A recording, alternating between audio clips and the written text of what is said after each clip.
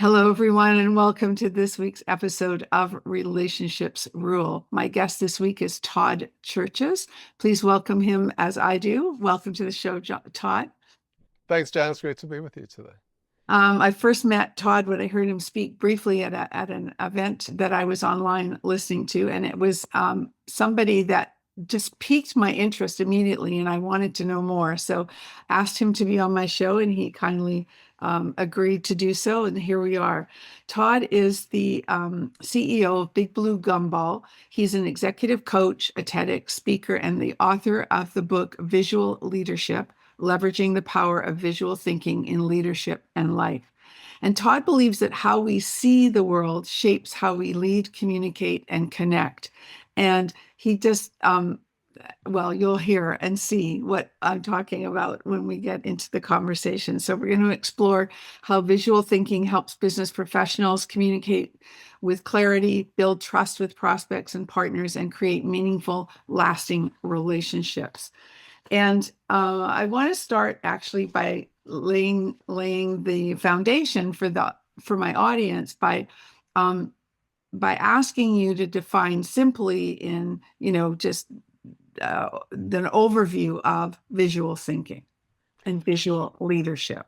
Sure, thank you. Yeah, visual leadership is the application of visual thinking to the practice of leadership. So when people say visual thinking, what do we mean by that? It's basically about thinking in pictures as opposed to words and numbers. So it's almost like if you're going to use, and I do a lot of work around metaphor and analogy, it's kind of like if you think about words, I think about like a Word document. If I think about numbers, I think about an Excel spreadsheet. And if I think about pictures, I think about PowerPoint.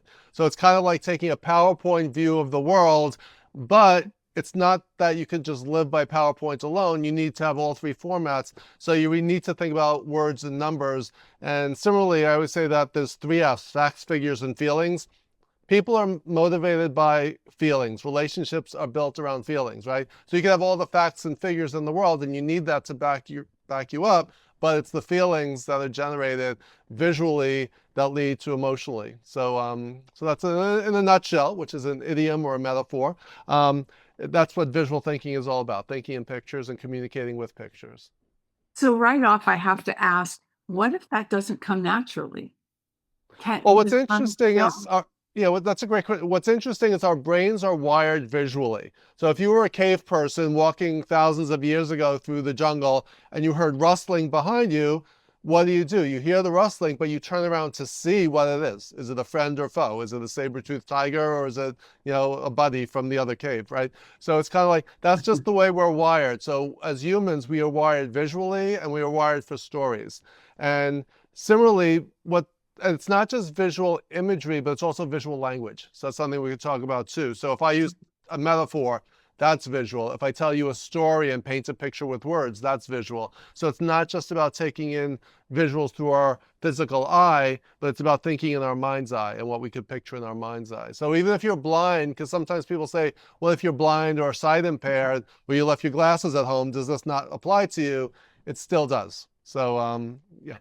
But I always think of myself, and maybe I'm beating myself up, but I think of myself as um, more of a left brain person. Mm-hmm. And the creative, although I am creative in some ways, I don't discount that for myself. But when it comes to um, using visual imagery, I struggle. Like, I'm not the storyteller in that regard. And I think that it comes like it just drips off your tongue. I mean, you tell stories about everything. Everything has that visual component. And I don't think I would have to think about it to make it happen. Yeah, So, some things come more naturally and organically. I was a big reader. I was actually not a business major, as most people think, but I was an English literature major. So my background is in literature and Shakespeare and poetry. mm, So through that, I picked up story and language and metaphor and imagery, right? So I just apply that to the world of business.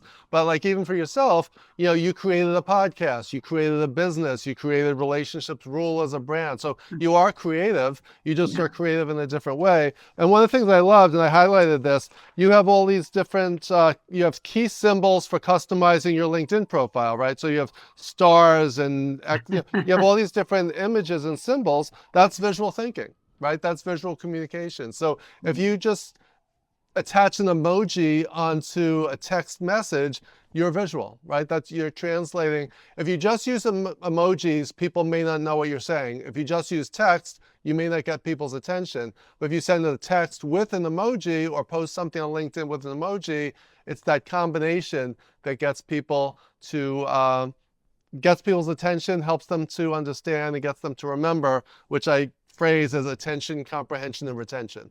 I talk Right. about that in my TED Talk. Yeah. Right. I saw that. Yeah. Um, okay. So, okay, you've answered that question. I hope. You often talk about the power of metaphors and analogies. Can you share an example of how using one helps clarify a complex idea and strengthen a relationship? Sure. Well, one thing we don't realize is how often we use metaphors and analogies to compare one thing to something else. So when you do that, it explains and say, this is kind of like that, right? So I use a lot of, but some people may be listening on the audio, Yeah. but if you're watching on the YouTube video, I use a lot of baseball analogies because I'm a big baseball fan. But if I'm talking to someone in Europe, I may use a soccer analogy, but it's called in Europe, soccer is called football. So Yeah. if I say football, people maybe in America are thinking of this football as And opposed he's to this holding up football. different, and Todd is holding up different toys. Yeah. A little So I use a lot of props in my work, a lot of visuals. But that's the thing. Like I say football, you may be thinking soccer, I may be thinking American football. So we have a disconnect, right? Right. So if you're saying football, if you're talking to someone from Europe, you may want to say American football as Right. opposed to, right? So it's just, again, it's about using a metaphor. It's about speaking the language of your stakeholders. Sometimes one of my coaching clients was avoiding the most important issue that he needed to discuss.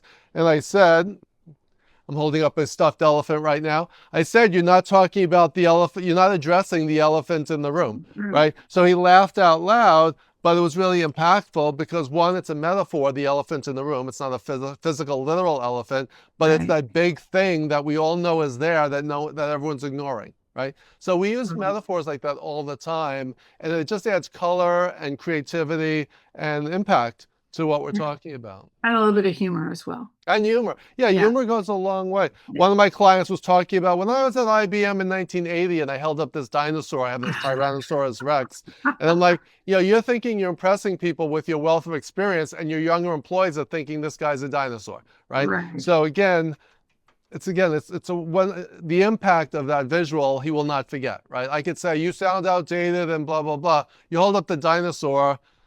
He actually got himself a little dinosaur to keep on his desk to remind him to try to be more current with his stories and his. Well, I like that. But I do want to say that the elephant in the room, when you held up the elephant, it reminded me of how you started in your story about going to Hollywood and what you ended up doing. Did you go to Hollywood with the idea of writing there, or did you know what you wanted to do because you didn't end up doing there what you wanted to do? Yeah, I talk about it in my TED Talk. I say when I was a kid, I loved television. I was obsessed with Superman and Batman. I love television. So my dream was to work in television in some way. But as I mentioned to you before, even though I talk loud and fast because I'm from New York, I'm an extreme introvert. So I never saw myself doing anything on a stage or in front of a camera. So I thought being like a TV executive or a producer or something. So when I graduated from college with a master's in communication and I got a job at Ogilvy and Mather Advertising. And speaking of advertising, I don't know if you've watched, I just rewatched all 7 seasons of Mad Men, which is just amazing. So that was a little before my time in the ad agency business, but it just reminded me about my 1 year at Ogilvy and Mather Advertising in New York.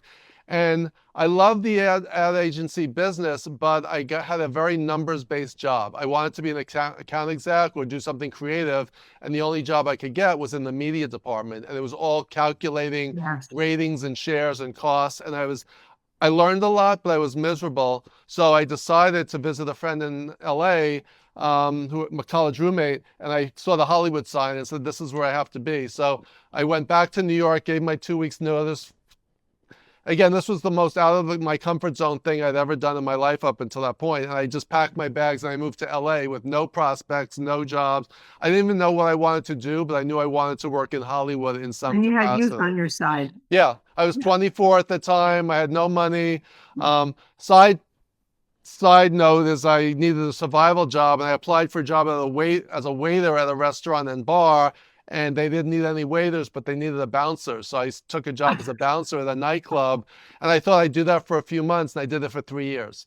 And Wow. it totally pushed me out of my comfort zone, and it grew my confidence, my speaking abilities. So whoever thought taking a job, I'm 6'4", but I was very, very skinny, and but I wore a suit, and you give people a clipboard and put them behind the velvet rope, and Oh all of a yeah. sudden you Yeah, have they're all the important. power in the world. So That's it's amazing is that bouncer job really boosted my confidence and my speaking abilities because I had to interact with people in that job. But then I worked for Aaron Spelling on Dynasty, just putting scripts together as a production assistant. I worked, where else? I was at Columbia Pictures. I was in comedy at Disney, and I was in drama program at CBS, drama program development at CBS. So I had a number of jobs in the TV industry, all entry-level jobs, but I got my foot in the door, gave me a lot of experience. And I learned what I was good at and what I wasn't. And because I was an introvert, I thought my work would speak for itself, but I learned the hard way that you have to speak for your work. And I didn't have the ability or the knowledge to do that. So I ended up taking a job as a project coordinator at a theme park company where a friend of mine was working, and they promoted me to project manager, and they said, you have to go to China to oversee the installation of these robotic figures. That's where the elephant comes in, a long right. way around. So we Yeah. produced these robotic elephants, sheep, and cows for a cultural theme park in Shenzhen, China, which is just over the border from Hong Kong. And I was terrified of going. I didn't even have a passport. I didn't know what I was doing. So I had to go over there with two guys, a mechanical guy and an engineering electrical guy, and we had to install all these robotic animal figures in this theme park. And in the course of doing that and interacting with people who only spoke Chinese and we only spoke English, we used a lot of drawings and sketching and body language and gesturing. And that's kind of like my origin story for my visual thinking based approach, is the fact that we don't just communicate in words, but in tone of voice, gestures, and in imagery. So I'll stop there, but Yeah. that's kind of like my visual leadership origin story, the first time it hit me that, hey, there's another way and a better way to build relationships and connect with people and to communicate. Yeah, I love the story. Thank you for sharing that. Also, though, did it then take you, because now, as well as writing your book over the years and putting these things together, you teach this at NYU in Columbia. So I would imagine you had to do a lot more in terms of research of theory and all of that um, academic side of things. Yes. So what would you say? Um, what are the three sort of biggies that came out of that? Um, that like why would somebody who comes to your courses, like people who are already in leadership positions or people taking MBAs or all of that stuff? Yeah, so I never in a million years ever thought I would teach because again, I was terrified of and Yeah. terrible at public speaking. So that's Yeah. wasn't even on my radar, but which is a metaphor. I always point out my own metaphors to remind people of how often we use metaphors, and then I Good. pluck them out of the air as other people use them. But yeah, so I was out in LA for 10 years and I loved it. But then I got laid off from my last job. I broke up with someone, and my father had had open heart surgery. And all of those things, my mother just said to me, I think the universe is saying it's time to come home to New York. So I Yeah. did, and I moved back to New York, and I had absolutely no idea what I was going to do with my life or my career or anything else. And I ended up taking a job. I remember we used to cut out job ads from the newspaper Yes. and clip them and highlight and everything. That's how old I am. But basically, I got a job as a project manager at a training company, a leadership training company Mm. that needed someone to help revamp their mini MBA program. So even though I didn't have a business background, I had done enough business where I knew enough. And my one common theme throughout all my working years up until that point was one after another of horrible bosses, abusive, sadistic, malicious, narcissistic, horrible bosses. And then when I worked on this in this job for this management training company, I realized that there's an art and science to managing and leading people. And the light bulb went off. Where's my light bulb? I keep my light bulb on my desk. So the light bulb went off, and I realized that managing and leading can be taught and can be learned. Right? So that was the first time ever, because I was a project manager. I managed people. I had no idea what I was doing. I figured being bossy was just telling people what to do and how to do it, because that's how think about how we were managed and we were led, right? Most people didn't do any management and leadership training or get coaching at that point, at that time. So once I discovered that, I just got obsessed with business books and management. If you're seeing this on video, I have hundreds of business books behind me. I've been reading an average of one management or business book a week since 1998. So 27 years, average of 50 a year. So I'm well into 1,400 business books. In fact, on LinkedIn last week, if anyone goes to LinkedIn, you can see my latest post is the 52 business books I read last year, and I post one every year. So, but that's how I discovered management and leadership as an art and a science. And the way I communicated was visually, because of my background as an English major, my years in TV and advertising. It's just the way I thought and processed information. So I started communicating visually. And then a friend of mine, a colleague of mine, who taught at NYU said, "You'd make a great professor." And I'm like, "Me? Never in a million years." And she introduced me to the head of the department at NYU, and they needed someone to teach a leadership graduate course. And I basically took the leadership training programs I had designed for corporate clients, modified it for an academic audience. And it's mainly people getting their master's in HR and human resource management. And then after teaching at NYU for a couple of years, a friend of mine who was teaching at Columbia said, "I can't teach this semester. Can you fill in for me?" So I became a faculty member at Columbia. So I've been teaching at NYU for 15 years and Columbia for 12 years. And basically, I teach management and leadership, but I use my visual thinking methodologies and approaches to help people to do it more effectively. So that's the long answer to how I got into teaching. And so I don't specifically teach visual leadership. I teach leadership with a visual leadership approach. Well, and the thing that you just did it in that story that you just told, you naturally put in something like you talked about the newspaper ads we used to clip out. That's a visual thing, right? You just put those in there so easily. I think those are the things that make speakers interesting. And I watch TED Talks, or I watch people on stage, and I've been on stage. I talk to audiences, but I don't think that I do those things naturally. I like to engage my audience. I like to talk to people in the audience. I like to get their input, which I see you doing, and naturally. But I don't know if I tell stories enough. That's the thing that I'm always fascinated by, in that well, here's the good news. It is teachable and it is learnable. So with that, it starts with that awareness. It starts with watching and listening to what other people are doing and saying, "I need to incorporate more of that into my repertoire." So in my book and in my teaching, I break it down to 4 categories: using visual imagery, which includes pictures and props and anything you can take in through the eye, maps, diagrams, all that stuff is visual imagery. Category 2 is using mental models and frameworks. So a 4-box matrix or a circle, or any models that we use. Like, for example, Maslow's hierarchy of needs, or Simon Sinek has his circle of, starts with why, right? So those are mental models or frameworks. Category 3 is metaphor and analogy, which we've talked about a little bit, using something to compare to something else. And then category 4 is storytelling with extra bonus points for humor if and when appropriate, right? So those are like my 4 buckets. So that's what I teach and train people to do. So I actually wrote an article that anyone could look up for Inc. magazine called "Can You Draw What Your Company Does?" Right? So if you had to explain what you do, and I have a framework called, I have it on a post-it here, similar to, different from, better than. If you had to explain what your company does, what is it similar to? How is it different? And how is it better? Because if it's not, people learn things through connections to what they already know. So if you say it's kind of like this, that's the similar to.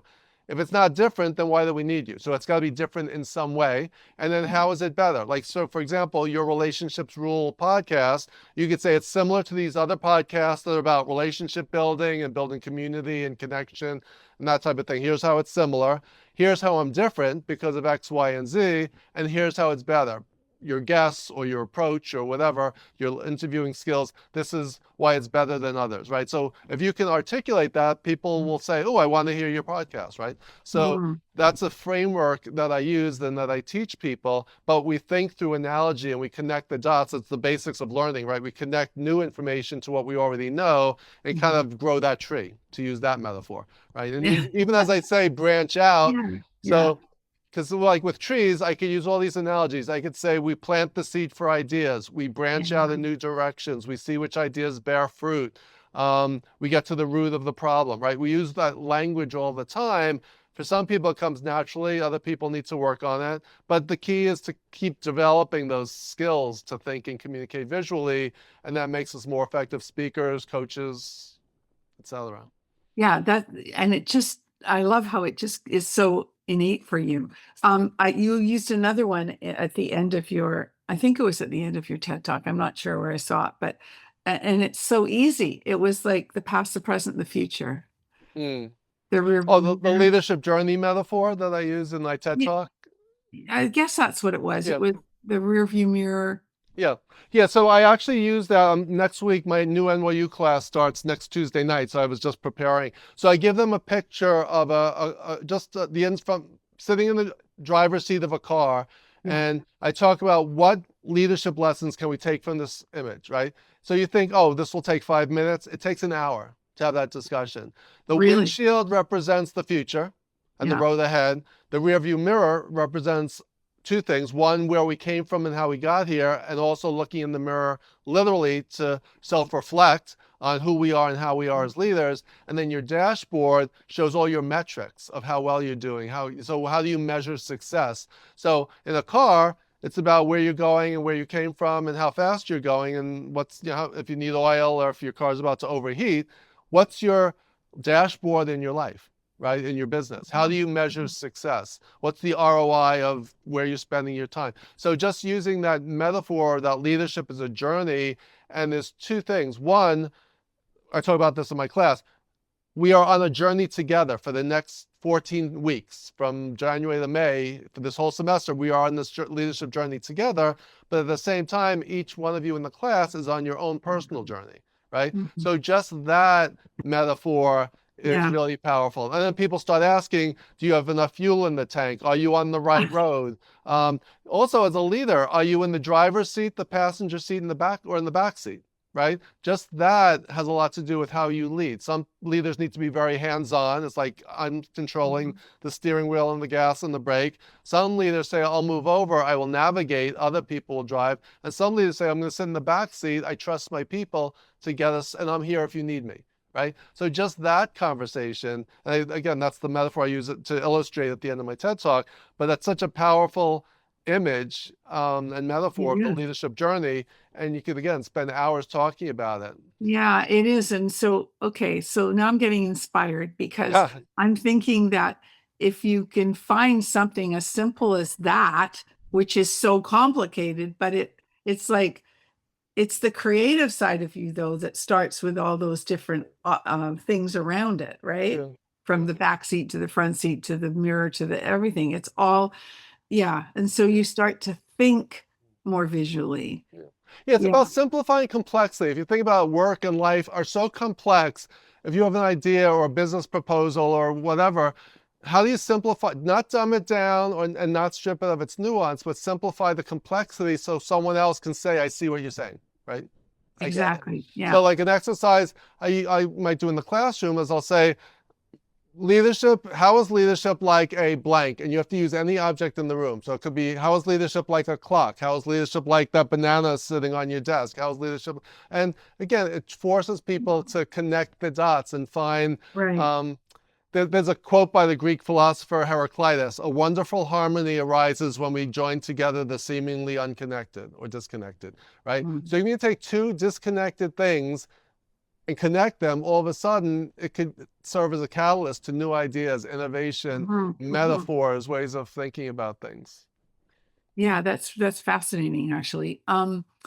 Okay, I thought of something that, oh, I know, just on an aside, I just wanted to ask you because I'm still looking at all those books behind you. Ah, Um, of the 52 books that you read last year, what are your top three?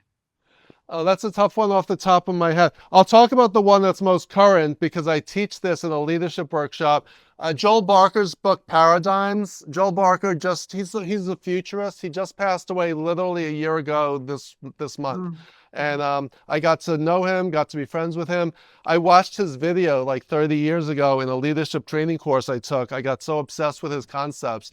And if you think about what is a paradigm, it's become kind of a cliche, but your paradigm is the lens, using a visual metaphor, the lens through which you see the world, right?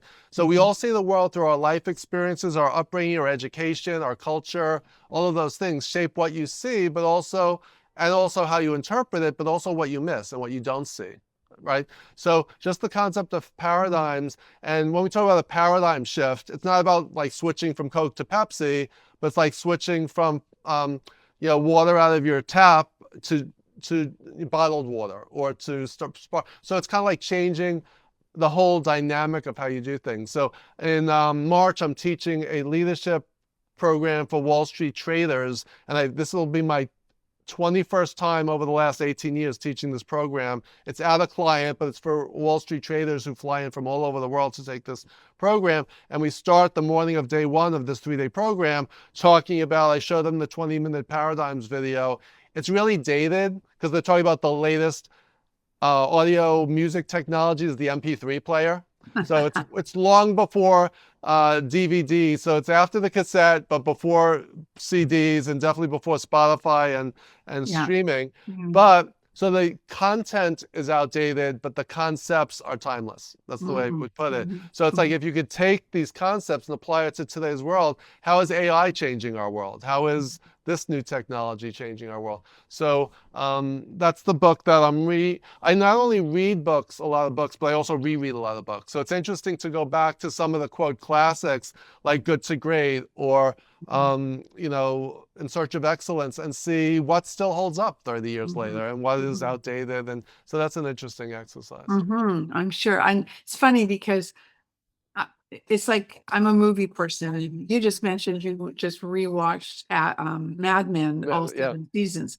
I never would think to do that because there's so many new things I'm going to see that I haven't seen. And yet, every time someone talks about the brilliance of so-and-so in that movie, I think, oh, I should watch that again because it was really good. And then I never get to it. So I should start making a list because I think that, there are some worth doing that with books. And it's interesting seeing it through the lens of who we are today, right? Like I was an English major, right? So I read Hamlet for the first time at age 15.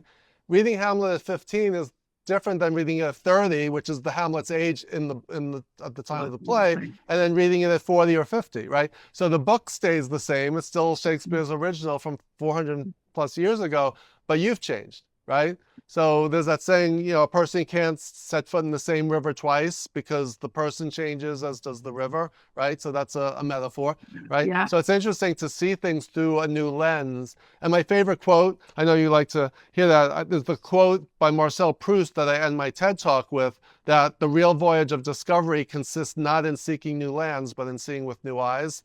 So just seeing the world, seeing your relationships through new eyes, seeing your business through new eyes.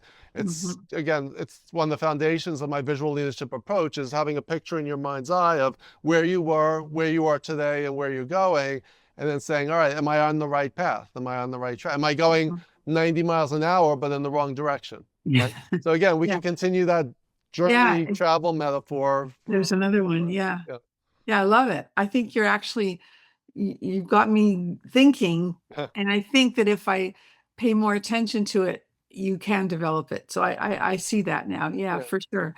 One of your lines that I love is, if we can get people to see the invisible, we can inspire them to do the impossible. How does that apply to building relationships and inspiring trust in today's business world, would you say? Yeah, that's a great question. Well, think of someone that you admire or that you might like to meet, right? So you can picture that and you say, oh, it's impossible. If I can never meet this person. You put someone up on a pedestal, they're untouchable, they're unreachable, but they're not. You could send them, and you could like and comment on their posts and connect with them. You can reach out to them. You can go to, here's how I was telling someone earlier today, he said, how did you get Dan Pink to write a blurb for your, hold on, my book visual Oh, there you leadership. go. Yeah, He said, how did you get Dan Pink to yeah, write a blurb for your book? yeah, And I said, he was one of the people I would say, you know, in my fantasies, oh, I'd love to get him to blurb my book, but he doesn't know me. I don't know him other than the fact that I'm a big fan of his work. yeah, He was doing a book launch event in New York. I went to hear him speak. I waited online to get my book signed, but instead of racing to go first, I waited to go last. Everyone else was gone. He just plopped down in his chair. He was exhausted. And he said, have a seat. And we ended up talking for 20 minutes. yeah. Perfect. And I said to him, I'm writing a book. Would you, you know, and he said, when you get to that point, I wasn't even at the point yet, but I said, Yeah, he said, send me an email and see what I could do. And he generously and kindly responded immediately, gave me a great blurb. And now he's on my book jacket cover. So again, and if you, and yeah, if you don't again, I'm ask, an extreme introvert. That took every ounce of courage to force myself to do that. And yet I built that relationship based on, I pictured, all right, am I better going first or last? I pictured that in my mind. So I yeah, envisioned it.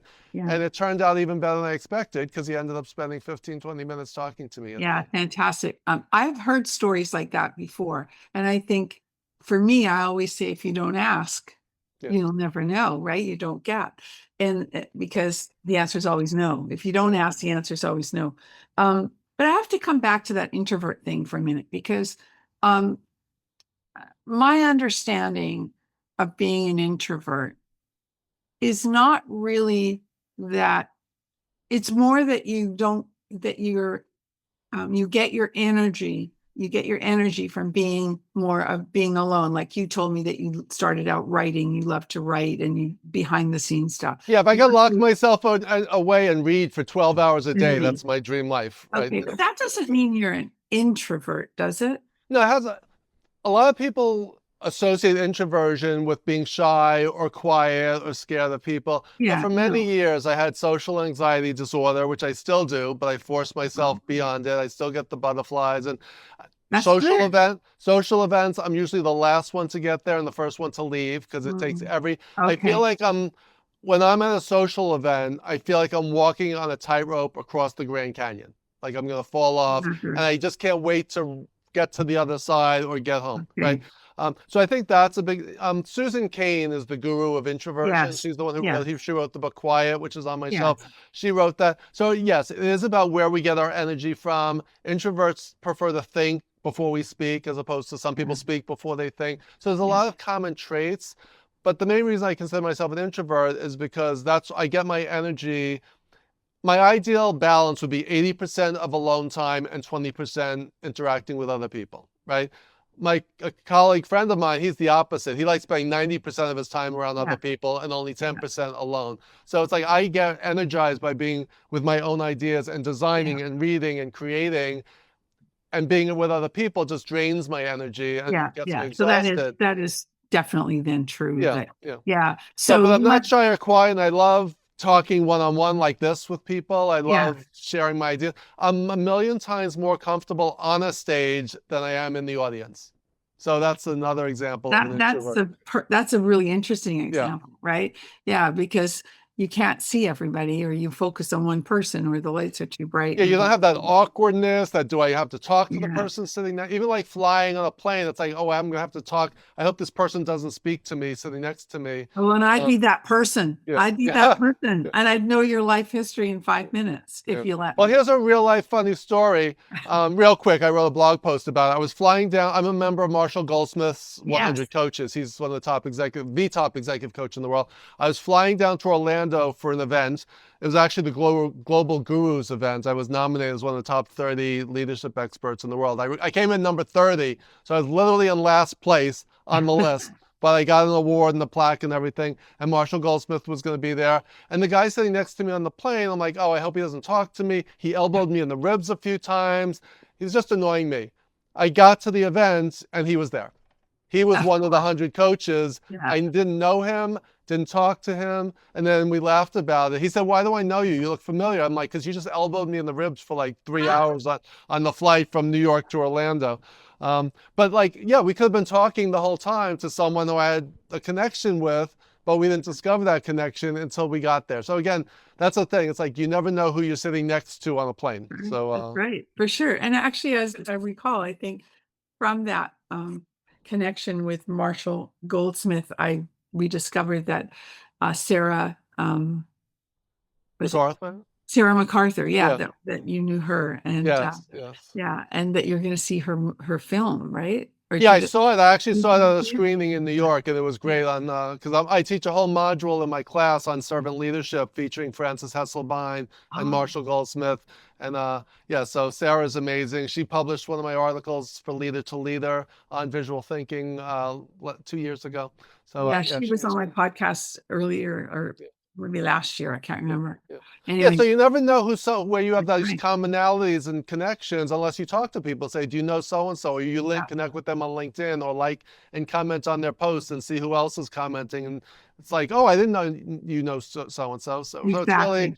so relationships do rule, because none of us can make a living in a or very few of us can make a living without interacting with clients, colleagues, people referring each other. So it's all part of, so again, we have to kind of, especially if you're an entrepreneur and you work for yourself, which is very isolating and lonely. Right. So we have to give a shout out to David Schreiner-Kahn, because we met at his Smashing That's the right. Plateau community. But through community, we meet individuals, and then you never know where things could lead.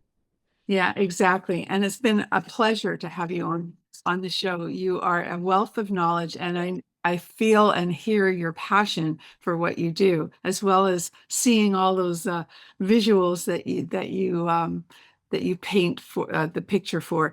So I think that I know my audience is going to enjoy this, and I want you to tell them where they can find you and your book, and I'll put it all in the show notes. Sure. The best, toddcherches.com. Just go to my website, and it's CHERCHES. And there you can find my TED Talk, information about my book and my visual leadership approach. But also connect with me on LinkedIn. Just say you saw me on Janice's show, and we'll connect on LinkedIn. And I post on LinkedIn all the time, and happy to engage with others on LinkedIn. Sounds delightful. Thank you so much, Todd, for being here. Thank you to my audience again for being loyal listeners and now viewers. And please, if you enjoyed what you heard from Todd, seek out his work and leave us a review. We always like that. It helps going forward. So remember to stay connected and be remembered. If today's show inspired you to make a new connection, why not start with me? Head over to LinkedIn and connect with me. Be sure to let me know you are a podcast listener, because I select one listener each month who connects with me on LinkedIn for a complimentary profile audit. Don't forget to stay connected and be remembered.